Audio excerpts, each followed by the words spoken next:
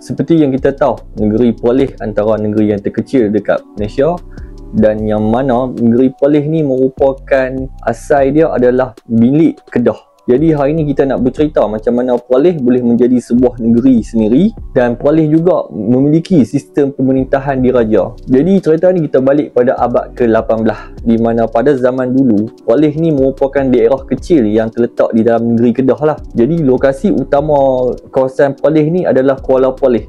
Jadi untuk apa nak tahu, Kuala Perlis ni antara yang terawal selain daripada Kangang, Arau, Berseri. Jadi dekat Kuala Perlis ni merupakan tempat pedagang dan juga petani lah masa tu. Dan segalanya yang terjadi di Kuala Perlis daripada segi cukai dan sebagainya berada di bawah pemerintahan Sultan Kedah. Jadi Perlis masa tu hanyalah anak kecil yang dijaga oleh ibunya, iaitu Kedah. Jadi masuk saja pada tahun 1821 menjadi salah satu titik hitam untuk negeri Kedah masa tu, di mana Siam menyerang negeri Kedah. Dan serangan daripada Siam tu membuatkan Sultan Ahmad Tajuddin, iaitu Sultan masa tu, melarikan diri ke Pulau Pinang. Jadi masa tu memang mudahlah untuk Siam tawan negeri Kedah.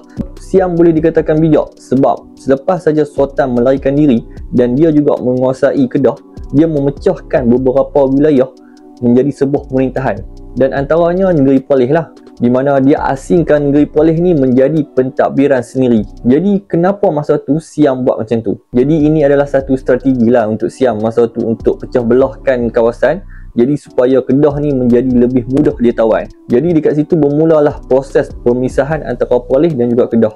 Di mana pemisahan ni bukanlah dipilih oleh rakyat sendiri, tapi disebabkan Siam masa tu yang tawan negeri Kedah. Jadi masuk pada tahun 1839, di mana Siam telah melantik almarhum Raja Said Hussein Jamalulai yang menjadi Raja Perlis masa tu. Jadi dekat sini bermulalah titik sistem diraja dekat negeri Perlis. Jadi masa pelantikan tu menjadi satu simbolik lah untuk negeri Perlis, di mana menjadinya perbezaan antara Perlis dan juga Kedah. Walaupun masa tu Perlis masih ada lagi di bawah pemerintahan Siam. Jadi masuk pada tahun 1909, di mana satu perjanjian iaitu Siam dan juga British, di mana perjanjian ni dipanggil sebagai perjanjian Bangkok. Jadi dalam perjanjian ni Siam telah menyerahkan beberapa negeri Melayu kepada British, antaranya Kedah, Terengganu, Kelantan dan Perlis.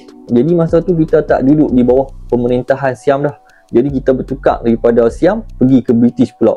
Kita ni asyik tukar tangan je. Jadi masa tu Siam mengundurkan diri dan tak masuk campur hal-hal negeri tanah Melayu masa tu. Tapi kira bagus jugalah, sebab selepas saja British mengambil alih, British mengiktirafkan Perlis ni sebagai negeri yang terasing, yang bukan berada di bawah pemerintahan negeri Kedah. Jadi dekat sini mengekalkan kita sebagai negeri Perlis yang ada identiti sendiri, di mana sebuah negeri yang berdaulat. Dan yang uniknya Perlis ni, kita masih lagi mengekalkan gelaran sebagai raja dan bukannya sultan. Jadi kita ni masih mengekalkan identiti kita sendiri, tak ikut orang lain. Jadi itu adalah sedikit sebanyak antara kisah di mana Perlis pada asalnya bawah naungan negeri Kedah dan berakhir menjadi sebuah negeri sendiri.